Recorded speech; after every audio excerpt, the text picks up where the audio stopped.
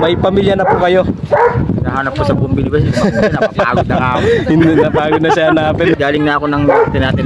May norte natin. Dito na ako sa Batanes. Dito na ako sa ano ngayon, Pahulo. Pahulo na.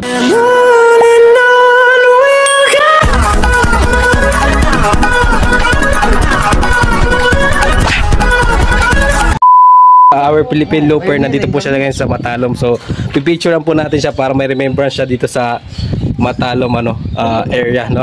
So, kasama niya yung mga staff from Matalom. Ayan. Picturean po na.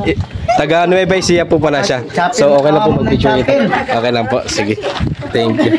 Sa puntong ito ay nagkaroon ako ng pagkakataon para i-photoshoot yung ating magiting at malakas na Philippine Looper na si Sir Ferdinand Marcid. Napakasarap sa pakiramdam na maging kilala ka sa larangan ng social media platform.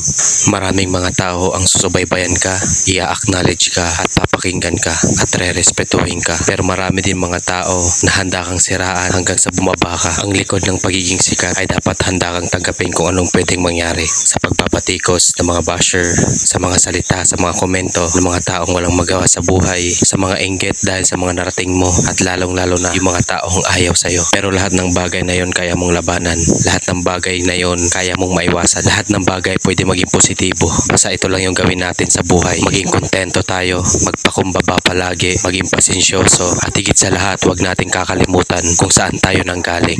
Dapat handa tayong lumingon sa mga taong tumulong sa atin. Handa tayong lumingon sa mga taong sumuporta sa atin. Handa tayong balikan yung mga taong nagmahal sa atin. Ika nga ni Dr. Jose Rizal, ang hindi marunong lumingon sa kanyang pinanggalingan ay higit pa sa malangsang isda. Mga besh, mga bay, kung isa kang vlogger na gustong mong sumika, itong mga sinabi ko ay maaaring makatulong sa'yo.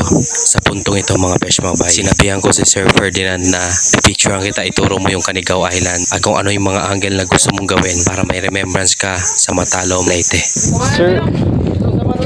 Sir Ferdinand, ano po pala yung goal ninyo kung bakit nyo ito ginagawa? Yung igutin yung buong Pilipinas, ano po pala yung goal ninyo? Tayo lang sa world record para sa bansa natin. Yun, tama, sakto. So, next goal nyo po is apare na o ano ba yung post nyo nakita? Galing na ako ng norte natin.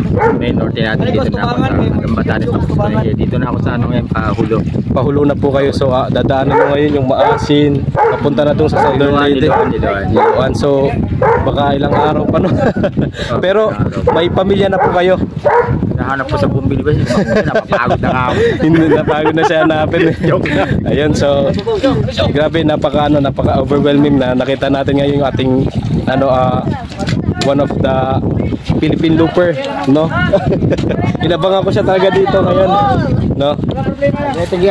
Sige. Sa puntong ito mga besh, mga bay, hindi ako makapwesto, hindi ako makapagbigay ng opinion, hindi ko makausap siya ng diretsyohan dahil nagmamadali sila na makapuntang Canigao Island, Matalom, Leyte. Ang Canigao Island ay isa sa pinakasikat at pinakamagandang tourist spot dito sa Southern Leyte. Kaya naman ang mga taga Matalom ay pinagmamalaki ang Canigao Island at bilang isang taga Matalom at may bumisita sa atin na isang sikat na looper ay pipiliin ko rin ay pakilala at iparanas sa kanya kung ano yung meron sa Canigao Island.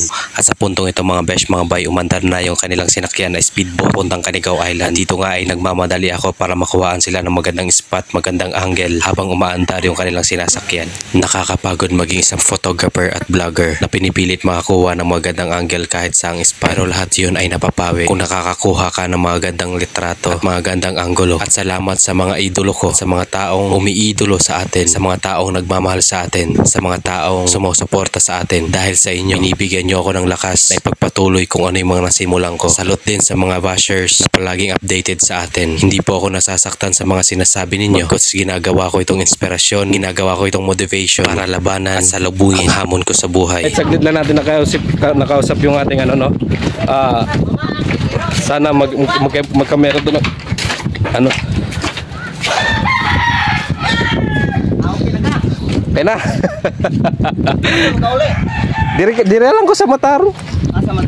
Pero nag-rent man ko dire sa Kwan sa Caridad. Nag-rent ko sang apartment. Pero nagaulit ko sa Kwan sa Tacloban. Waray. Waray ka? Oo. Nasa ka na property ko ba? Dili sa Tacloban, then kabalo ko sa Dagami. Kabalo. Dira ko. Santa Pico? Ay, Santa Pico ka? Lapit lang. Tibak. Sa Santa Fe din. Pastrana. Nagame. Dugay na ka din eh. 15 years na nimi. Na taga Santa Fe. Leyte. Bali dito kayo nag-work for 18 years na, no? Tagal na. Ano po pala pangalan niyo? Iking. Iking. Ayan, si Sir Iking, no? Alarm guardian. Alarm guardians. Ayan. So, dito po siya sa municipality of Kunwari naglagas loob ako siya ay imbitahin na siya pumayag naman sa aking hiling at sa bahay kami nagjamin.